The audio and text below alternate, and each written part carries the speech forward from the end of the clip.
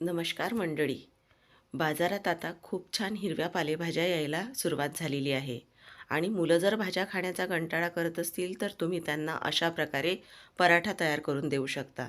चला तर मग रेसिपीला लगेचच सुरुवात करूया. इथे पराठा करण्यासाठी सर्वात आधी मी 2 कप भरून गव्हाचं पीठ घेतलेलं आहे. त्यामध्ये मीठ घालून घेतलेलं आहे. मिठाचं प्रमाण पराठा तयार करत असताना गव्हाच्या पिठामध्ये व्यवस्थित असं घालायचं, म्हणजे पराठा छान खायला रुचकर लागतो. आता मीठ आपण छान यामध्ये मिक्स करून घेतल्यानंतर यामध्ये आपल्याला पाणी टाकून ही कणिक मळून घ्यायची आहे. पराठा तयार करत असताना सर्वात आधी आपल्याला कणिक मळून घ्यावी लागते. कारण कणिक जितकी छान मुरली जाईल तितका छान तुमचा पराठा तयार होतो. म्हणजेच पराठा लाटत असताना त्याच्या कडा अजिबातही चिरल्या जात नाही किंवा त्यातलं सारण जे आहे ते अजिबातही बाहेर येत नाही. ही एक महत्त्वाची टीप तुम्ही लक्षात ठेवायची. कारण कणिक जितकी छान मुरली जाईल तितका छान पराठा हा लाटताना लांबला जातो. आता कणिक मळून तर आपली झालेली आहे. ही आता आपण मुरण्यासाठी बाजूला ठेवून देऊ. आता इथे मी ज्या काही भाज्या घेतलेल्या आहेत त्यासुद्धा तुम्हाला दाखवून देते. इथे मी मेथी आधीच धुवून तोडून स्वच्छ करून घेतलेली आहे. तर इथे मी मेथी घेतलेली आहे. एक उकळलेला मध्यम आकाराचा बटाटा घेतलेला आहे. तसंच फ्लॉवर घेतलेली आहे. कांद्याची पात बारीक कापून घेतलेली आहे. धुवूनसुद्धा आधीच घेतलेली होती. आता इथे आपण कोथिंबीर देखील घेतलेली आहे. कोथिंबीर थोडी जास्त घेतलेली आहे. कारण पराठ्यामध्ये कोथिंबीरचा फ्लेवर खूप छान येतो. आता जी फ्लॉवर आपण घेतलेली आहे ती इथे आपल्याला तोडून घ्यायची आहे. म्हणजे बऱ्याचदा आतमध्ये ही किडकी असते, त्यामुळे ती जी काही खराब असेल ती आपल्याला काढून टाकायची आहे. आणि तोडून घेतल्यानंतर ही मी स्वच्छ धुवून देखील घेणार आहे. थोडी जाडसरच आपल्याला तोडून घ्यायची आहे. आता इथे मी ही स्वच्छ धुवून घेणार आहे. तर बघा इथे धुवूनसुद्धा घेतलेली आहे मी. आता ही फ्लॉवर आपल्याला खिसणीवर खिसून घ्यायची आहे. खिसत असताना खिसणीचा जो जाडसर भाग आहे त्या भागाकडूनच आपल्याला ही खिसायची आहे. म्हणजेच जे सारण आपण पराठ्यातलं खाताना पराठा छान असं कुरकुरीत तयार होईल. म्हणजेच थोडं ती जी फ्लॉवर आहे ती क्रंची तशीच राहणार आहे.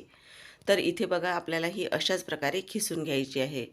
जास्त तुम्ही बारीक खिसणीच्या भागाकडून जर खिसली तर ती लगेचच शिजली जाईल आणि आपल्याला फ्लॉवर ही अजिबातही शिजवायची नाही. तर इथे बघा ही फ्लॉवर खिसून झालेली आहे. यामध्ये आता मी मीठ टाकून घेणार आहे. कारण बऱ्याचदा फ्लॉवरला थोडा उग्र स्मेल असतो. तर थोडा आपल्याला तो त्यातलं जे पाणी आहे ते निघून गेल्यानंतर तो स्मेल कमी होणार आहे. आता याला मीठ लावून आपण 10 मिनटं असंच ठेवून देणार आहोत.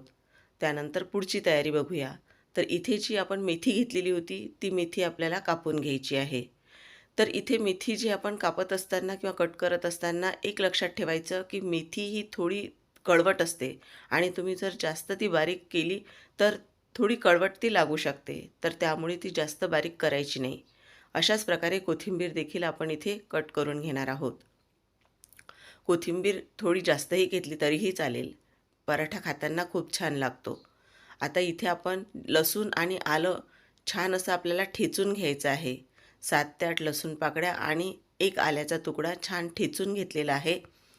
आता आपण जे सारण आहे ते देखील तयार करून घेऊया. त्यासाठी एका भांड्यामध्ये तेल टाकलं आणि तेल जोपर्यंत छान असं गरम होत आहे तोपर्यंत आपण जी फ्लॉवर मीठ टाकून ठेवलेले आहे त्यामधलं जे जास्तीचं जे पाणी आहे ते काढून घेणार आहोत.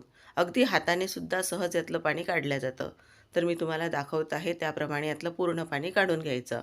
आणि बघा कशी फ्लॉवर आपली ही छान अशी कोरडी तयार होते. तर ही अशाच प्रकारे आपल्याला फ्लॉवर छान कोरडी करून घ्यायची आहे. आता तेलाकडे सुद्धा पाहूया. तर तेल छान आता गरम झालेलं आहे. तर यामध्ये आपण जे लसूण आलं ठेचून घेतलेलं होतं ते तेलामध्ये छान आपल्याला परतून घ्यायचं आहे. कच्चा जर तुम्ही लसूण इथे पराठ्यामध्ये वापरला तर लसूणला देखील एक उग्र स्मेल असतो, तर तो चांगला लागत नाही खाताना. त्यामुळे लसूण छान असा तेलामध्ये परतून घ्यायचा आणि जाडसरच ठेचून घ्यायचा. यामध्ये अर्धा चमचा धनेपूड, अर्धा चमचा गरम मसाला, तसेच हळद आणि चवीप्रमाणे लाल तिखट टाकलेलं आहे. मुलांसाठी जर करत असाल तर तिखट थोडं कमी घालायचं. आणि मोठ्या मंडळीसाठी जर तुम्ही करत असाल तर लाल तिखटाबरोबरच 2 हिरव्या मिरच्या देखील यामध्ये ठेचून घालायच्या. खूप छान पराठा लागतो. आता कोरडे मसाले तेलामध्ये आपल्याला छान परतून घ्यायचे आहेत आणि त्यानंतर आपण यामध्ये फ्लॉवर घालून घेणार आहोत. इथे आपल्याला फ्लॉवर शिजवायचा नाही, फक्त 1 ते 2 मिनिटच आपल्याला हा फक्त परतून घ्यायचा आहे. कारण तो क्रंची तसा राहायला पाहिजे, कारण तो शिजल्यानंतर खाताना तेवढी ती मजा येणार नाही. तर आता इथे बघू शकता हा आपला जो फ्लॉवर आहे तो परतून झालेला आहे. आता त्यामध्ये आपण मेथी आणि कोथिंबीर देखील घालून घेणार आहोत. तर असंच मी 2 मिनिटं हा परतला आणि नंतर मेथी कोथिंबीर घालून घेतली. आता बटाटा जो घेतला होता तो हाताने असा यामध्ये तोडून न टाकता मी हा खिसणीवर जाडसर खिसून घेतला, म्हणजे पराठ्यामध्ये तो एकसारखा सगळीकडे लागतो आणि पराठा लाटताना तुमचा पराठा अजिबातही फुटत नाही किंवा फाटल्या जात नाही. तर इथे बघू शकता तुम्ही, छान असं हे आपल्याला पूर्ण मिक्स करून घ्यायचं आहे यामध्ये. आता यामध्ये आपण चवीप्रमाणे मीठ देखील घालून घेऊया. इथे तुम्ही चाट मसाला किंवा आमचूर पावडरचा देखील वापर करू शकता. मीठ आपण यामध्ये टाकलेलं आहे ते देखील यामध्ये पूर्ण आपण मिक्स करून घेऊया. आणि इथे जे पराठ्याचं सारण आहे ते मी थंड करून घेतलेलं आहे आणि थंड करून घेतल्यानंतरच आपल्याला यामध्ये चीज टाकून घ्यायचं आहे. इथे मी प्रोसेस चीजचा वापर करत आहे. इथे आपल्याला 2 क्यूब यामध्ये खिसून घालायचे आहेत. त्यामुळे पराठाची चव आणखीनही दुप्पट वाढणार आहे. तर इथे मुलांना चीज म्हटलं की तर त्यांच्या आवडीचा विषय असतो आणि मुलांना भाज्या खाण्याचा कंटाळा केला तर अशा प्रकारे तुम्ही मुलांना ज्या आवडत नाहीत त्या देखील भाज्या यामध्ये टाकू शकता आणि चीज टाकून तर एकदमच मुलांच्या आवडीचाच हा पराठा तयार होईल. तर आता आपण कणिक मळून ठेवलेली होती ती देखील बघून घेऊया. तर इथे आपली जी कणिक आहे ती छान मुरल्या गेलेली आहे. मी इथे ज्याप्रमाणे हा पूर्ण गोळा परत एकदा छान मळून घेत आहे, तर तुमच्या लक्षात येतच असेल की आपली ही कणिक किती छान मुरल्या गेलेली आहे. आता हाताला थोडं तेल लावून घ्यायचं आणि आपल्याला पाहिजे तेवढा गोळा यामधला काढून घ्यायचा.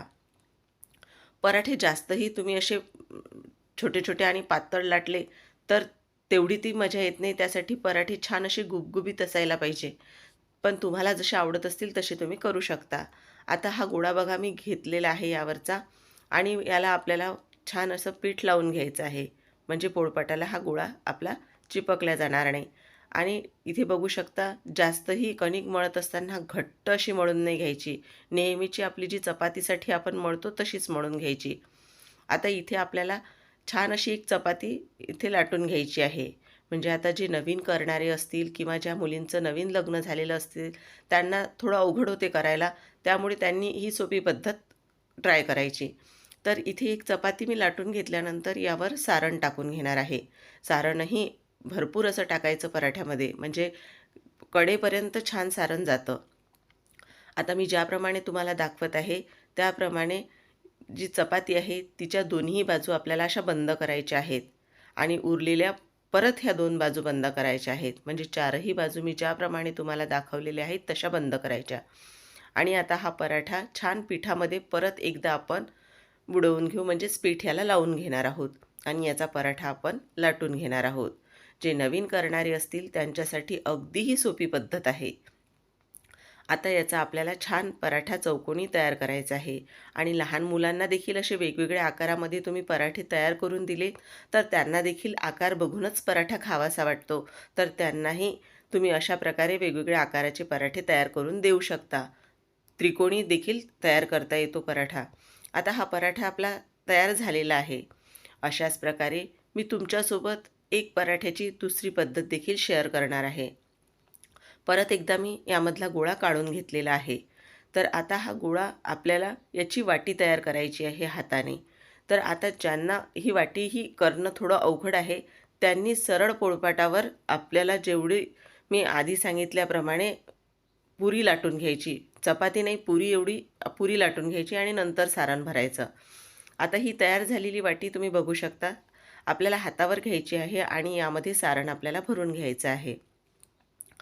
आता सारण या पराठ्यामध्ये देखील आपण भरपूर असं घालणार आहोत आणि छान मी ज्याप्रमाणे तुम्हाला दाखवत आहे आपल्याला बोटांनी ही कणिक वरवर सरपत न्यायची आहे आणि पूर्ण याचं तोंड बंद करून घ्यायचं आहे.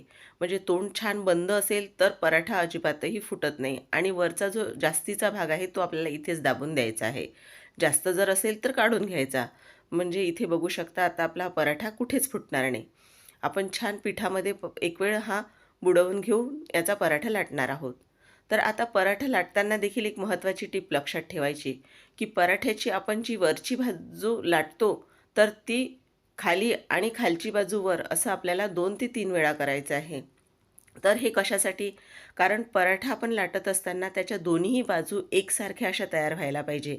बऱ्याचदा खालची बाजू ही पातळ होते आणि वरची बाजू ही जाडसर होत असते.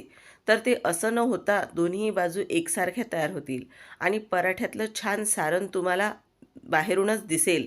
म्हणजे इतका छान पराठा पातळ तयार होईल. तर इथे तुम्ही बघू शकता हा पराठा आपला तयार झालेला आहे आणि आतमधलं सारण देखील तुम्हाला दिसत असेल. तवाही आधीच गरम होण्यासाठी ठेवायचा. तर इथे मी तव्यावर तेल टाकून घेणार आहे. तसाच तुम्ही पराठा जर यावर टाकला तर पहिलाच पराठा जर असेल तर तो तव्याला चिटकू शकतो. तर त्यासाठी यावर आधी तेल टाकायचं आणि नंतर आपल्याला हा पराठा यावर टाकायचा आहे. आता आपल्याला हा जो पराठा आपण भाजून घेणार आहोत तो आपल्याला गॅसची फ्लेम मोठीच ठेवायची आहे आणि मोठ्याच गॅसच्या फ्लेमवर हा आपल्याला भाजून घ्यायचा आहे. आता इथे आपल्याला बघू शकता पराठा मी पलटवून घेतलेला आहे आणि पराठा आपण भाजत असताना तेल किंवा बटर, तूप तुम्ही जे काही वापरत असाल तर ते भरभरून आपल्याला वापरायचं आहे. तुम्हाला जर कमी आवडत असेल तर तुम्ही कमी घातलं तरी चालेल. आता मी याला परत एकदा तेल लावून घेतलेलं आहे आणि छान यावर सोनेरी स्पॉट येईपर्यंत आपल्याला हा भाजून घ्यायचा आहे. म्हणजे पराठा जर दिवसभर तुमचा राहिला तर तो असा ओलसर तयार होत नाही. म्हणजेच पराठ्याच्या बाहेरच्या आवरणाबरोबरच त्यातलं आतलं जे सारण आहे ते देखील छान असं भाजलं जातं. म्हणजेच त्यातलं जे मॉइश्चर आहे ते कमी होतं आणि त्यामुळे तो पराठा दिवसभर जरी राहिला तरीही ओलसर होत नाही. तर इथे तुम्ही बघू शकता पराठा छान आता आपला फुगायला सुरुवात झालेली आहे. कडाही थोड्या उलटण्याने अशा दाबून घ्यायच्या म्हणजे त्या देखील छान अशा शिजल्या जातात किंवा भाजल्या जातात. कडेने देखील आपला हा पराठा कच्चा राहत नाही आणि पराठा जे नवीन असतील त्यांनी नेहमी नाही पलटून घेतला तरीही चालेल. 2 किंवा 3 वेळा तुम्ही पलटवून घेतलात तरीही चालेल. फक्त उलटण्याने त्याच्या कडा छान आपल्याला दाबून घ्यायच्या. बघा किती छान टम्म आणि गुबगुबीत असा आपला हा पराठा तयार झालेला आहे. तर अशाच प्रकारे दुसरा पराठा देखील मी तुम्हाला भाजून दाखवणार आहे आणि अजिबातही कुठे फुटल्या गेलेला नाही आपला पराठा. तर हा पराठा देखील मी तव्यावर टाकून घेणार आहे आणि याला देखील आपल्याला तेल लावून घ्यायचं आहे. कारण कोरडेचे पराठे ते खायला तेवढी छान लागत नाहीत. त्यामुळे त्याला तेल हे लावावंच लागतं आणि त्यामुळेच तुमचे पराठे छान दिवसभर राहिले तरी असे सॉफ्ट राहतात. तर इथे हा पराठा देखील असाच आपल्याला छान भाजून घ्यायचा आहे.